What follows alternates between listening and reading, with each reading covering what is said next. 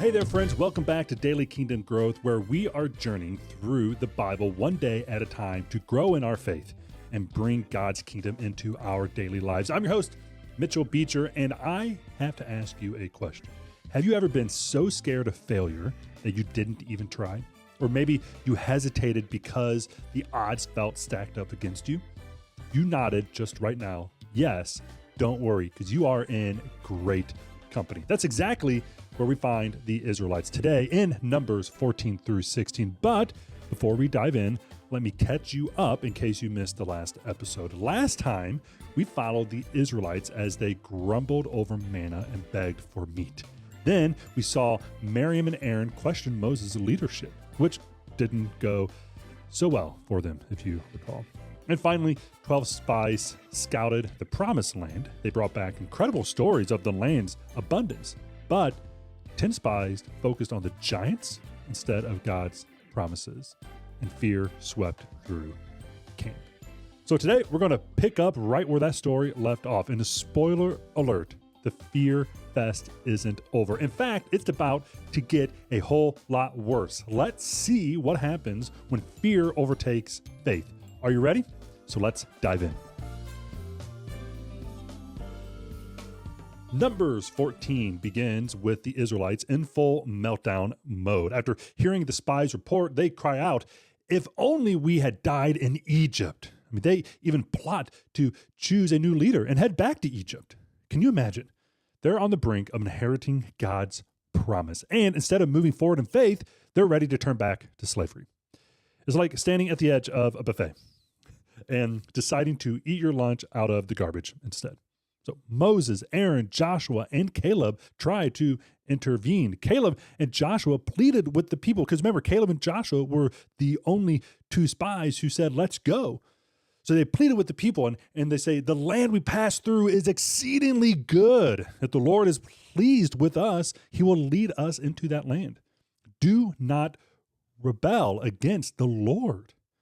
But instead of listening, the people talk about stoning them. Ugh. Yeah. And that's when God steps in. In Numbers 14:11, the Lord said to Moses, "How long would these people treat me with contempt? How long would they refuse to believe in me in spite of all the signs I have performed among them?" I mean, you can hear the heartbreak in these words. He's done miracle after miracle, the plagues in Egypt, the parting of the Red Seas, the manna from heaven, the meat, everything. But their fear blinds them of his faithfulness. So Moses intercedes, reminding God of his mercy and his promise to Abraham, Isaac, and Jacob. God forgives the people, but there's a consequence. This generation will wander in the wilderness for 40 years. Only Joshua and Caleb, the faithful spies, will enter the promised land. It's a lesson about the cost of unbelief. So after the rebellion, Numbers 15 shifts gears a little bit. God provides laws about offerings and sacrifices, but one detail stands out, the tassels.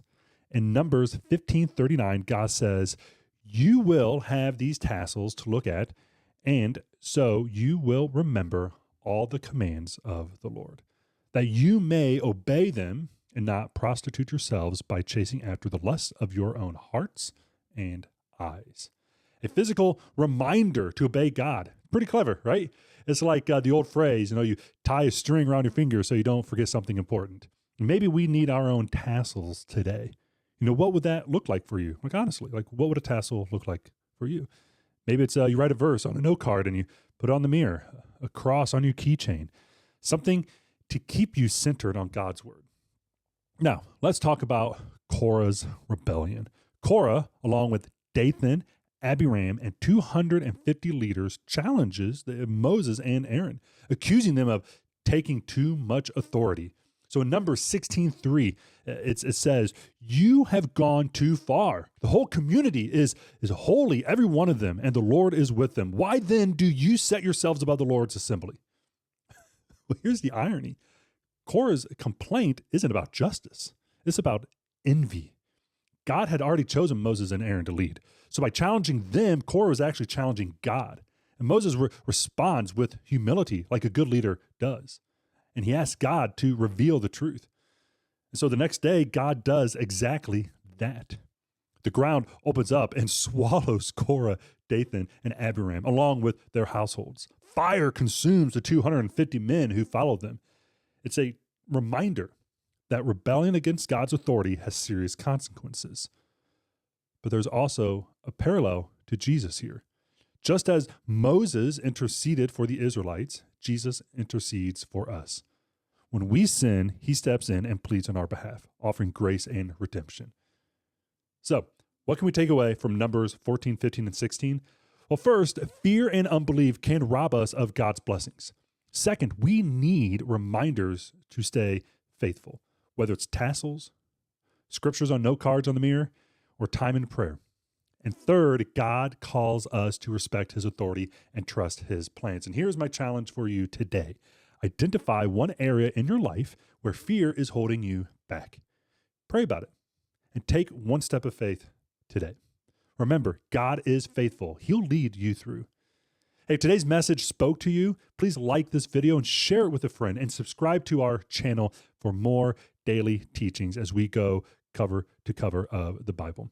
If you want to go deeper into your walk, feel free to check out our website at www.bekingdombuilders.com. And until next time, keep growing in faith and building God's kingdom.